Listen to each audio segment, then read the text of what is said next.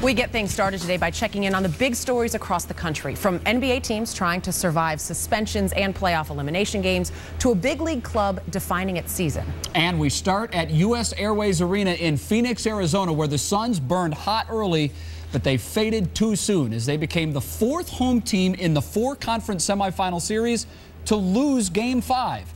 Reserve shooting guard for the Phoenix Suns, Jalen Rose, joins us now as his team gets ready to go to San Antonio. They're down 3-2 facing elimination. Jalen, your game plan early was to go small and run the Spurs. Did that end up hurting you guys in the end of the game when perhaps you needed a little more than you had? Small ball is something that our team has really made a living off doing, especially last season, playing an entire season without Amare. Start Amare playing Sean Marion at the 4. And you saw that in the first half, the way Sean Marion had basically 20 points and 10 rebounds at halftime. He was slashing, he was knocking down three-point shots, and I think the adjustment from the San Antonio Spurs in the second half obviously was to start Manu Ginobili, take Francisco Elson or Alberto out of the starting lineup to go small ball as well, and I think it probably paid off for those guys. Jalen, the Spurs' big run at the end, was it the Suns just not executing or being fatigued, or was it the Spurs just were that good? Well, it's just the Spurs getting it done in a tight game in a hostile environment. Our crowd was pumped up, our team was pumped up. We did a great job of sustaining momentum for the entire game, and we just didn't close it out. You got to give those guys a lot of credit. Bruce Bowen made a big-time 3 at the end.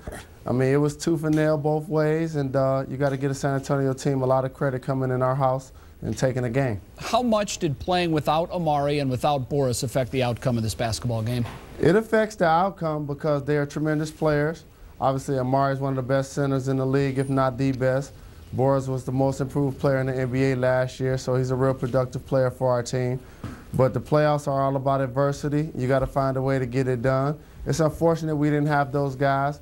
Maybe the outcome would have been different if we did have those guys. We didn't. We're professionals. We still laced it up. We went out there. We had a great game. We didn't get it done.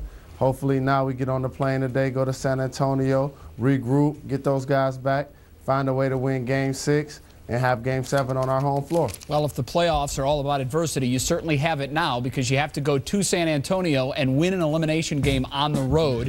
What do you have to do to go to their house and beat them again? Manu Ginobili's been a big key. In the games where the Spurs have struggled, he's basically not had a good game. Games like yesterday where he steps up and he's slashing to the basket, getting to his left hand, knocking down three-point shots. I think he's the guy that kind of energizes their team, and he's the third party when Tony Parker and or Tim Duncan that's not going well, that can find a way to keep them in the games.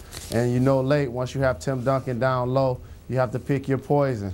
Do you double team Tim Duncan and they swing the ball when they have 4 three-point shooters on the perimeter, or do you allow Tim Duncan to operate and go one-on-one? It's going to be a hostile environment. Their crowd is going to be into the game, and we're going to be up for the challenge, however.